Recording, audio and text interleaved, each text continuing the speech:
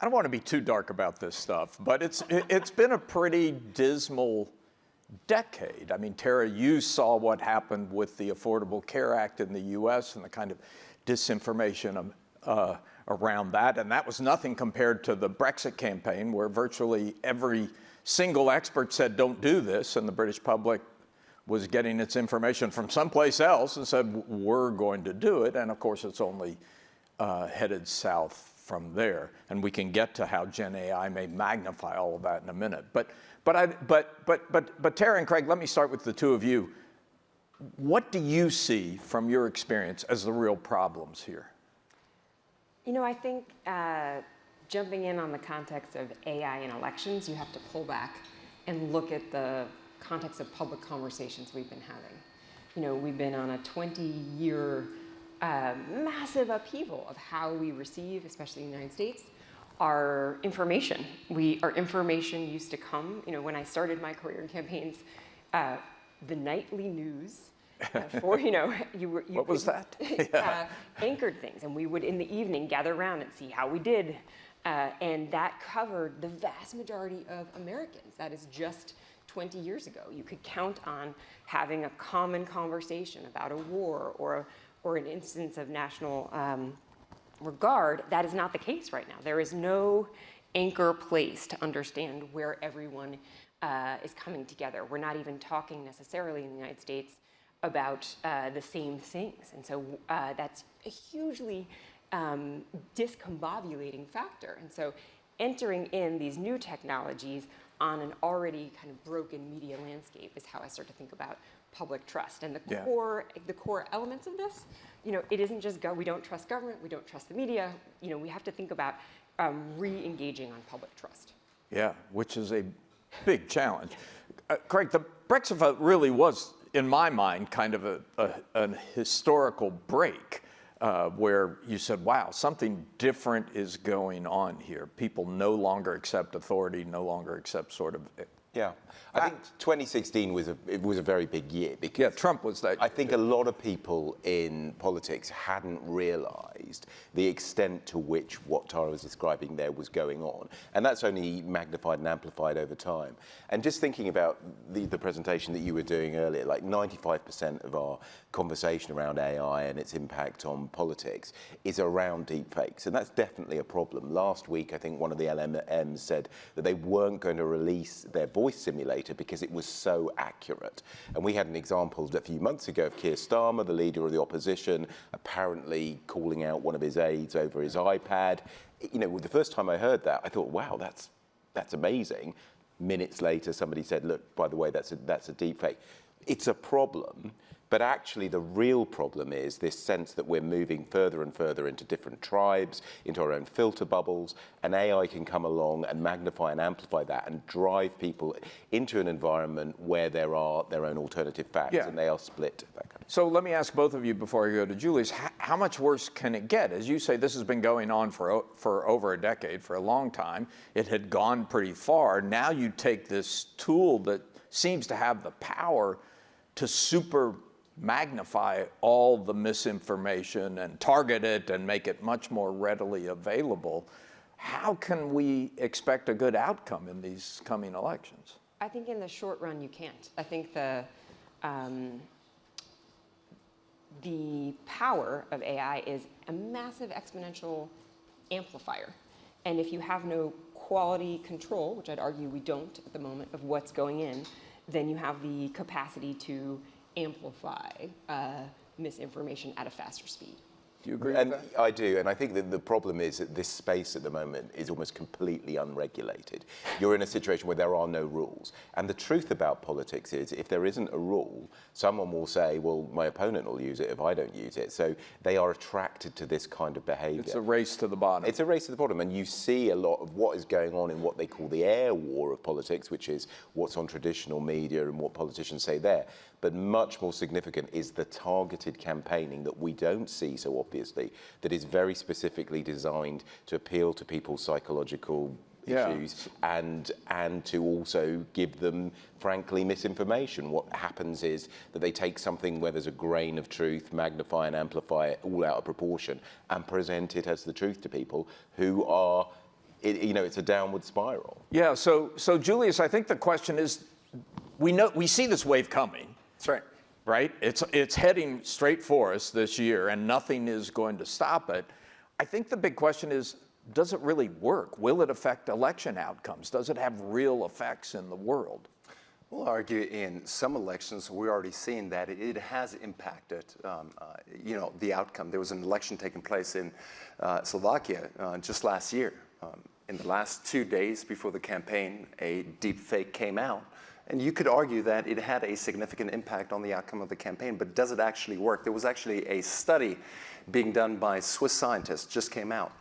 And they tried to test whether, a chatbot can actually influence public opinion. We all have that one crazy uncle. I'm sure the folks from the United States at least have that one crazy uncle that, will tell you over Thanksgiving that the big lie actually is true and that Trump's election was stolen. Now, they did a series of tests and figured out that if you actually provide the chatbot with personal information about the person that you're trying to convince, that chatbot is 81% more likely to change that person's opinion than if you or I would actually go out there and try to convince someone. So that could actually be part of the solution of us trying to come up with ways to convince people who have sort of gone down the rabbit hole. But then again, it can also be turned around and used to weaponize and even gone further to go and drive people apart. I want to get to solutions in just a minute, but I want to stick with what you were saying Yes. for a second, because you started out showing us some of the deep fakes that we all know about, that everybody sees, and right. somebody can blow the whistle on them and say that's fake. But what you're talking about now that's particularly powerful is the combination of using data. To target, and you're sending very targeted messages to persuadable people that can make a difference, and nobody else may ever know about it. Yeah. I mean, you guys remember Cambridge Analytica, right? Right here from where we're sitting right now. And so they played obviously a big role in the 2016 election. Now, back then, they claimed that they had all the data and used targeted ads to get them in front of the eyeballs of the exact people with the right message, so the right device with the right cadence to convince people. Now, imagine today where you don't have to have 5,000 different people who come up with the graphics, with the copywriting, but you just plug it in to a chat. And then go out there and have campaigns basically take all the information that you can collect over the internet, that you can use from the voter file, from public records, and then actually have AI do the targeting, AI do the messaging and the delivery of the message. I think that is powerful and is quite dystopian. And it supercharges. It is supercharges, pouring gasoline on it. All right, it is very easy to go what you call, Julius, the rabbit hole of despair. It is very easy to get pretty deep in the rabbit hole of despair on this topic, but let's start to climb out of it a little bit. Can this technology help us? Help us solve the problem? How do we stop the wave or slow the wave, or at least do a better job in the next round of elections? I have this former colleague, Megan Smith, who used to say, technology is us. It's not a thing built by someone else. It's all of the things that we are as humans. And so I think this is particularly true as we think about this, which is it's our good and our bad. And it is really what we are aiming. Like, in some ways, I think we're aiming some of the most emergent technologies. I mean, I think the last health panel is an exception, but we're aiming our technology at some of the most uninteresting things right now. So we can aim them and amplify for disinformation, or we can aim them and amplify for building public trust. And so I think it really is incumbent, and in the, when we think about elections, they are actually in an ecosystem of a public and private space. And so, consultants work for firms, candidates work for themselves, and really thinking about in this period that is unregulated, if you're, taking a breath, if you're in the media space, being discerning about how your tool is being used, whether or not you're the end user of it. So really, I think it's an unusual space to have each of the individual actors in the ecosystem till we regulate, having more incumbent upon them to. You're telling everyone to be responsible. I think we're in a period where be responsible in 2024 is what we have. But it's tough. I mean, I can tell you in the media space, if for advertising-supported media, you say take a breath and wait. they all see these attention graphs that show that you have a brief hot moment to catch people's attention and offer your ad and make some money, and then it disappears. If you wait, you lose the curve. So the business I work for, we did some research with opinion formers looking ahead over the next few years, what they thought the big issues were. And obviously AI was massive. And the thing that debate quickly fell towards is this regulation point. And there were some people saying, look, do not be ridiculous. You can't regulate something that's not fully formed yet. It moves at lightning speed, where legislation and regulation moves at glacial speed. But what I think is increasingly happening is people are starting to say it's not can we regulate, but we should at least try. So Rishi Sunak was very much of this kind of Californian tech world view that, look, allow this thing to go out there and let 1,000 flowers bloom. Yesterday, his people were starting to brief, we have to try. And we have to find a way. What does that look like? Well, I think, look, one of the things, and I think so far we've had a generation of social media, it is about basically calling out some of the businesses and saying, you have to be more open and transparent. You have to start showing people what's going on with your algorithm. You have to see the consequences of your actions on social media. Jonathan Haidt's just written a very interesting book on this. You have to see the consequences of that. And frankly, this responsibility world needs to take over. There are lots of problems with it. It's not easy, it's problematic. But I do think that if we are to avoid a disaster in this space, we need to at least try. So you're talking about regulating the big platforms. Yeah, and also I think encouraging them to come forward and say, look, it isn't all about the advertising dollar. Frankly, you've made enough money in that space anyway. You need to start showing some responsibility in this because it's causing real serious problems. I think we really underestimate the capacity of institutions, both the platforms as well as the government, to take the actions. Like the speed of fact-checking is not up to the speed, and this is before we're going to have a vast expansion of disinformation. The Biden administration, we have not regulated the United States, but the Biden administration put out an executive order that basically commands the agencies to build capacity. This year, there will be 100 new positions in the federal government that are focused on this, and orders the agencies to kind of audit themselves about where the technologies are seeping in. But again, that's a capacity question that I'm not sure, in order to do the checking, they need to do the building internally. I mean, many of the efforts, Julius, that the platforms have made along these lines have just gotten them into more trouble, in the US at least, just gotten them into more trouble. It has Republicans attacking them for bias. Well, and I don't think there's one silver bullet that's going to work.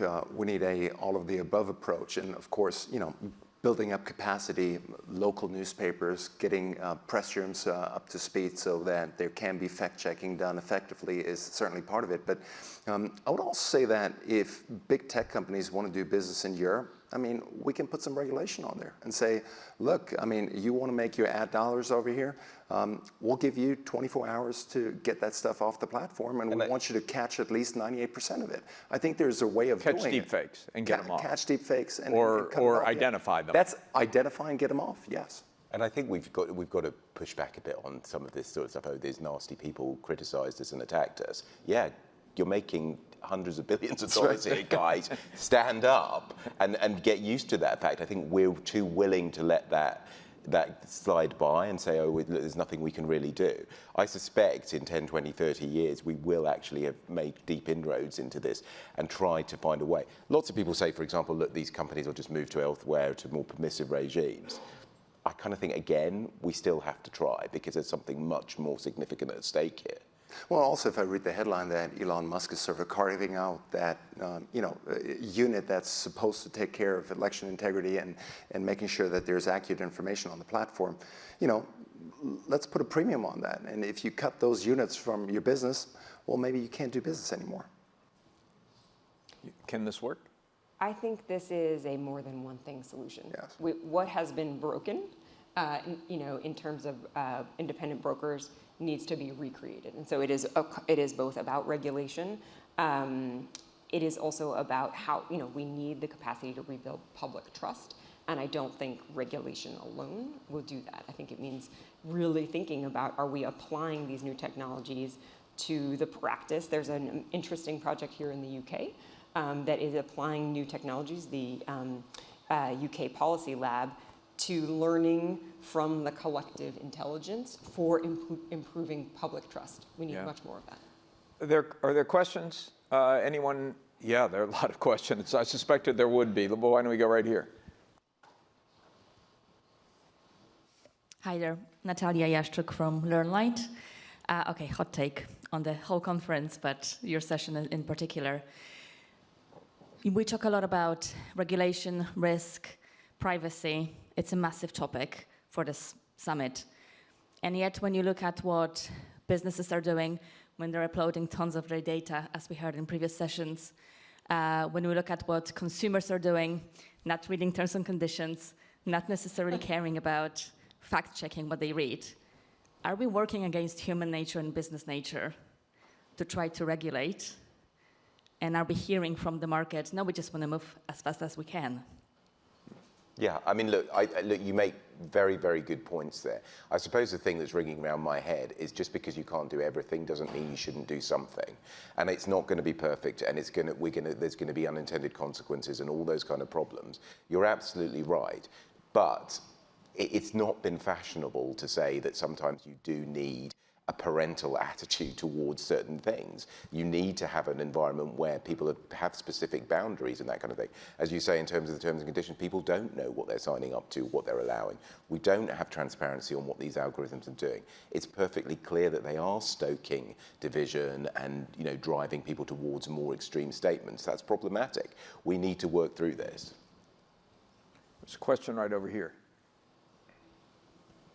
Yes, thank you. And then one in the back. My name is Octavia Sheepshanks. I'm a freelance AI researcher. I personally believe that in the future, the amount of fake content will possibly outweigh real content, but something we have complete control over is how skeptical we are. And I worry that not enough attention is being put on encouraging people to be more skeptical. And you know, because misinformation is only misinformation if we believe it. So I think more investment should be put into content provenance and authenticity technology, whereby people can just not believe something unless it's verified as true. And therefore, in theory, there would be no misinformation if we were able to verify all real content. You're really talking about education. Can we educate? And also watermarking, right? I just don't think watermarking is that effective, and I feel like talk of watermarking and you know labeling deepfakes is itself misinformation because it's implying to people that that's necessarily possible. And I wonder what might happen is if we see a watermark picture one day prior to election day, and everyone is saying, "Wow, this is watermarked, so therefore it has to be authentic," and all of a sudden it has, you know, even more gravitas than it might have otherwise. But I wonder if that point. Now, this has been a year that we've seen those Trump images that I showed earlier. Now, I wonder what happens if we take another 2-3 years and we've just been exposed to so many, you know, artificially created pictures. Is that going to wear off, and all of a sudden going to have, you know, that sort of lens over it that we sort of see it, recognize it, and just kind of, you know, push it to the side? I was talking to somebody who's thinking very hard about the regulation, and they were saying in schools we need to teach our children not to ask, is this AI? But actually the question should be, am I sure it's not AI? Now that's and what mental process do I have to go through to check its reliability? But that's like a 10-year, 20-year solution. And I'm more worried about our grandparents than about our kids, to be honest with you. Yeah. That's interesting. One last question in the back there. Thank you. Pratik Butch from the aforementioned Policy Lab in the UK government. I guess the question here is, there are lots of efforts to broaden who we're hearing from using collective intelligence. There's lots of efforts in academia and business to bring bridging algorithms. Alan, you mentioned those hot take, polarizing bits of content. There's people working algorithms to promote things that draw out consensus amongst people. And to build on the previous question, there's a lot of work on pre-bunking that might help, instead of building capacity to fact check, inoculate the public against misinformation. The question, there's lots of these efforts, the question is, how can the collective investment muscle in this room be directed towards those efforts and away from the less productive? Great last question. Each of you have like 2 seconds to answer it. Fantastic. keep pushing. The project is public trust.